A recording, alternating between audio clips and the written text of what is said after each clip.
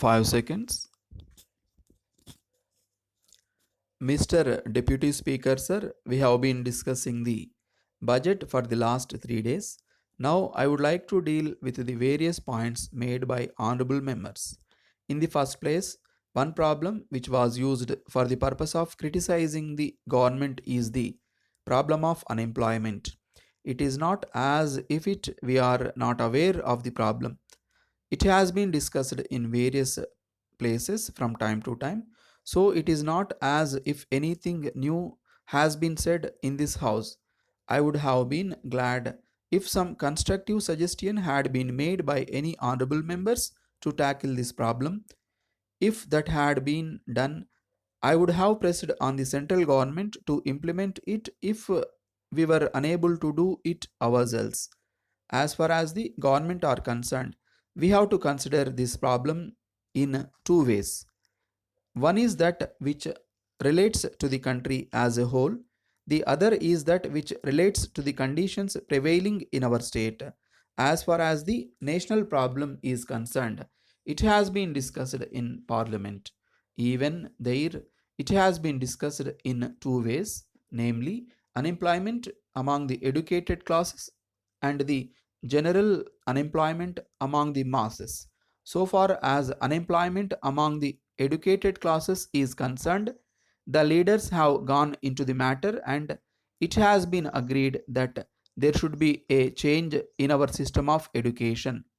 It should be such that those who want higher education should not merely depend on the government or commercial concerns for jobs, but should be able to adapt themselves to other avocations in life. But so far as unemployment among the large masses of the people is concerned, it is accepted that we should increase production. For this purpose, we are now trying to use machinery, but when we do this, it results in large scale unemployment of manual labor. One example in this respect is the handloom industry. For the purpose of increasing production, we have introduced the textile machinery. As a result, handloom weavers are not able to find sufficient market for their goods. They are now unable to carry on their works which they have been doing for many years. So we think that in the matter of production, where it is already being carried on by manual labor, machinery should not be used. That is why we have been pressing on the central government that the handloom industry should be protected, because it is not only production that is necessary, but it is also necessary that we should give the necessary purchasing power to the people, which can be done only by providing employment to the people. We think that no large scale industry should be allowed to develop if it will result in unemployment of those engaged in the corresponding cottage industry. At the same time, I agree that the textile industry should be allowed to develop if it will not result in the unemployment of weavers. I may inform the House that the central government as well as the Planning Commission have agreed with our view, and that is why they have reserved 40% of the production of dhotis and saris to the handloom industry. In addition, they have levied a cess on production of mill cloth and have created the handloom cess fund. I have pointed out this matter only to show that we have not been idle and that our view with regard to the treatment of handloom weavers has been recognized by the central government as well as the planning commission.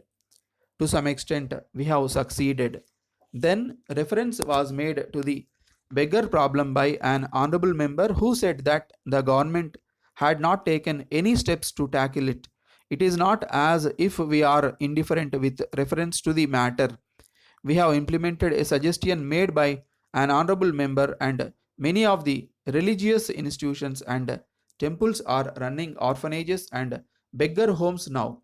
We have a scheme to tackle this problem in the city, and I may be able to give some details of it when we take up the budget in March next.